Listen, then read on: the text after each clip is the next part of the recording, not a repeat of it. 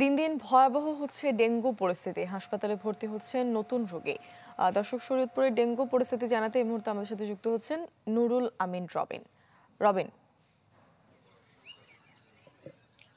মূর্ছনা, শরীয়তপুরে dengue পরিস্থিতি আমি বলবো এই নভেম্বর মাসের শুরু থেকে কিছুটা উন্নতির দিকে। কারণ আমরা সেপ্টেম্বর অক্টোবর মাস জুড়ে যেই পরিসংখ্যান স্বাস্থ্য বিভাগ থেকে পেয়েছিলাম তাতে প্রতিদিন আক্রান্তের হার ছিল গড়ে 15 থেকে 20 জন। সেইটা কিন্তু খানিকটা উন্নতি হয়েছে এবং নভেম্বর মাসে এসে সেই আক্রান্তের হার কিছুটা কমে এসেছে। এই মুহূর্তে আমরা যেটি দেখতে পাচ্ছি, গত 24 ঘন্টায় শরীয়তপুরে বিভিন্ন হাসপাতালে 8 জন নতুন করে ডেঙ্গু রোগী ভর্তি হয়েছে এবং 8 জন সহ শরীয়তপুরের প্রত্যেকটি উপজেলা এবং সরকারি যে হাসপাতালগুলি রয়েছে এখানে মোট 20 জন রোগী এই মুহূর্তে চিকিৎসাধীন অবস্থায় রয়েছে। এছাড়া জেলায় এ পর্যন্ত মোট 466 জন রোগী ডেঙ্গু রোগে আক্রান্ত হয়ে হাসপাতালে চিকিৎসা নিয়েছেন, যার মধ্যে 446 জন রোগী সুস্থ হয়ে বাড়ি ফিরে গেছেন। তো স্বাস্থ্য বিভাগের পক্ষ থেকে কিন্তু সচেতনতামূলক বিভিন্ন স্থানে মানুষকে সচেতন করার জন্য সভা, এই ধরনের উদ্যোগ প্রথম দিকে আমরা লক্ষ্য করলেও গত মাসে বা এ মাসে কিন্তু সেই ধরনের কোনো উদ্যোগ আমরা দেখিনি। তবে পৌরসভার পক্ষ থেকে আমরা এখনো যেটি দেখেছি যে মাঝে মাঝেই তারা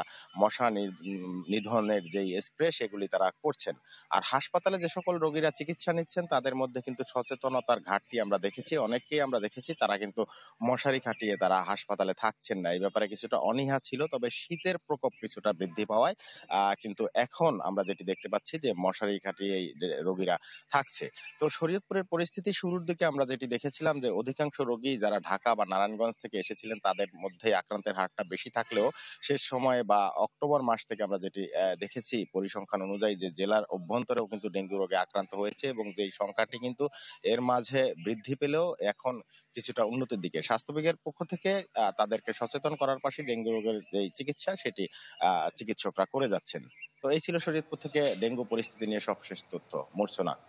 রবিন, আপনাকে ধন্যবাদ। দর্শক, শরীয়তপুর থেকে ডেঙ্গু পরিস্থিতি সম্পর্কে জানাতে আমাদের সাথে যুক্ত হয়েছিলেন সহকর্মী নুরুল আমিন রবিন।